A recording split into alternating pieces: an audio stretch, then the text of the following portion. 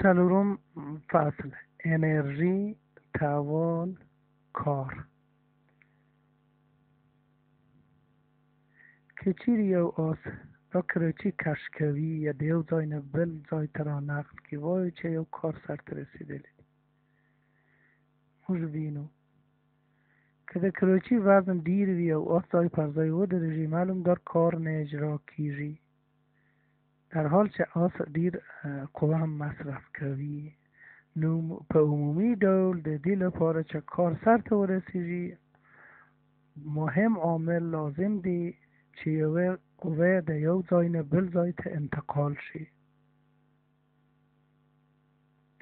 نو ویلی شو چې که چیرې وارده قوه خپل د تاثیر ټکی دی په یوه فاصله بیځایه کړي، په دې صورت کې کار سرته رسېدلی دی.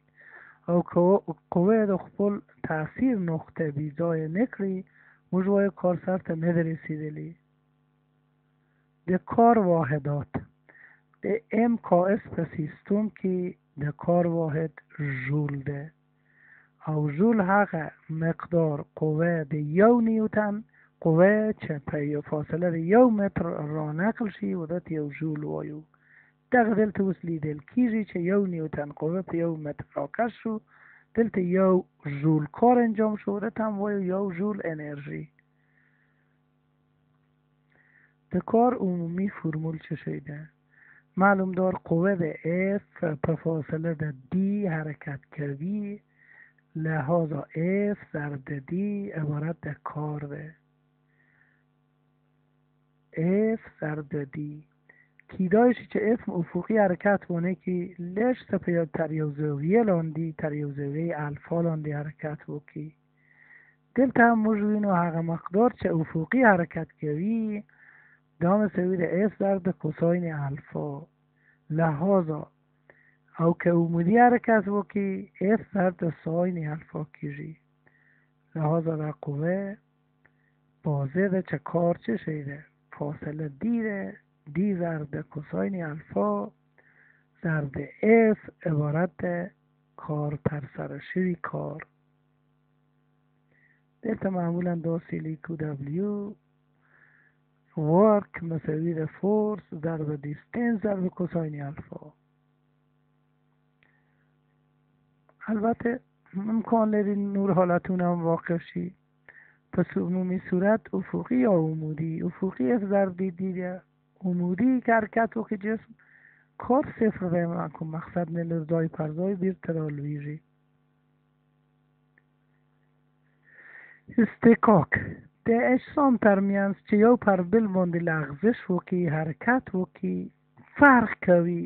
ځینې مخې شوی ده، یو جسم ژر حرکت کوي، ځینې تخلخل لري، یو جسم چې ور باندې یو جسم پر بل جسم باندې کش کی د ځینې موانعو سره مخامخ کیږي. په مثال د توګه دلته جسم واضح لیدل کیږي چې لږ څه استکاک د دوی ترمنځ د دواړو جسمونو ترمنځ ده چې یو پر بل باندې حرکت کوي. دلته وایو چې پر دغه سطح باندې استکاک موجود ده. هیڅ سطح نه ده چې پکې کشول آسان وي، ساده وي، یعنی یو مقدار استکاک موجود ده د سطح پر مخ. قوه د استکاک چه شی ده؟ وزن M موږ مد نظر نیست و کتله ده که قوه F1 قوه کششی F1 ده، مگر چې پر ځمکه باندې یا پر سطح باندې موږ راکش کو، دلته هر سطح ځان ته یو ضریبي استکاک لري چې موږ دلته په میو سره ښیو. نو لحاظا قوه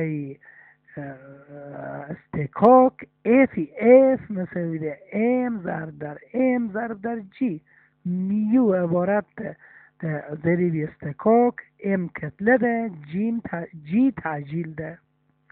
M ضرب ده G قوه ده، لحاظا R یعنی نتیجه کار، نتیجه ده دقیقه قوه مساوی ده F منفی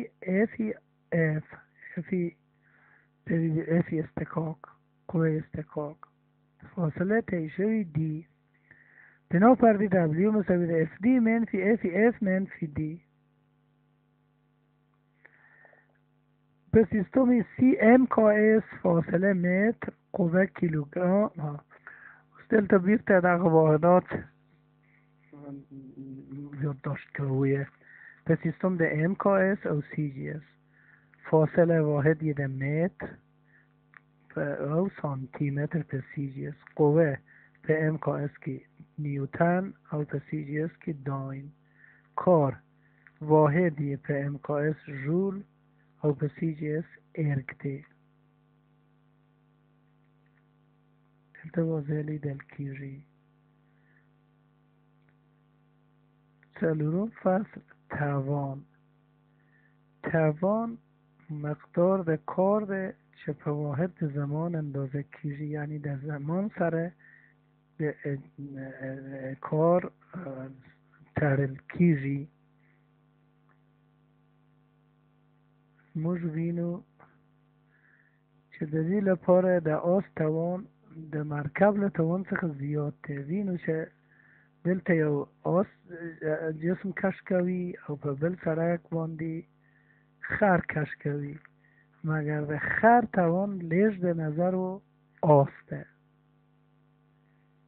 خو توان اجرا شوی کار په واحد وقت کې دی راشي. لحاظا توان مساوی د کار پر وقت. کار عبارت به قوه ضرب فاصله پر وقت. لحاظا پی پاور یا توان مساوی ده په دبلیو پر تی. دبلیو عبارت به اف دی پر تی. لحاظا مساوی کیږي په اف دی پر تی.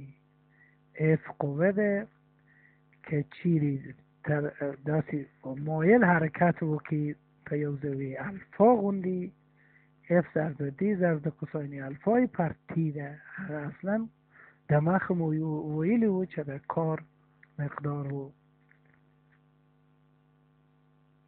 د توان واحدات.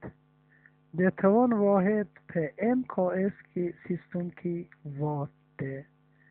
وات هغه ماشین ده چې توان یې پر یو ثانیه یو ژول کار کوي.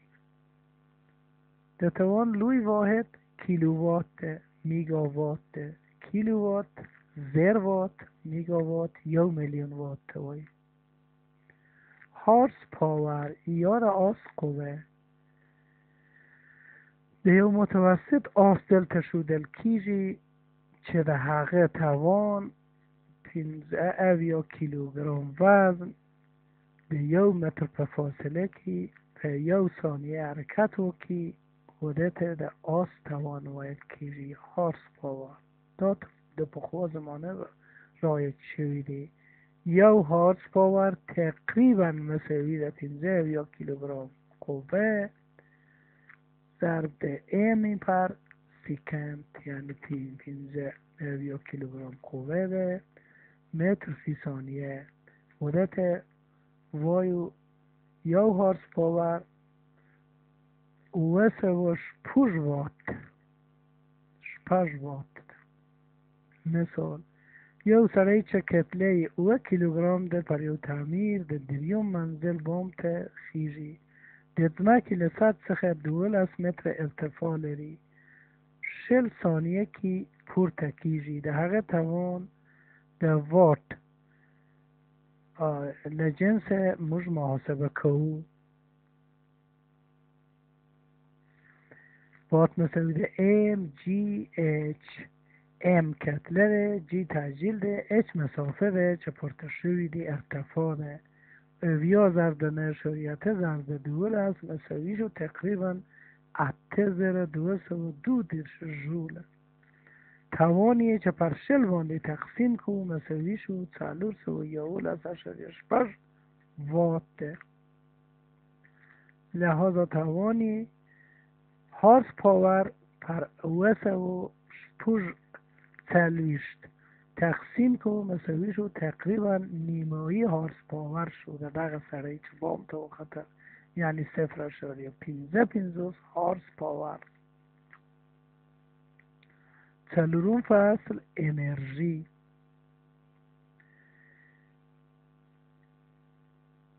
انرژی همداشان که یو فلزی گلوله چې د مایل سطح په مخ حرکت کوي د لرګي یا اوسپنې له مکعب مستطیل سره ټکر وکړي، هغه په یوه فاصله کې بې ځایه کړي. په دې حالت کې ګلوله ته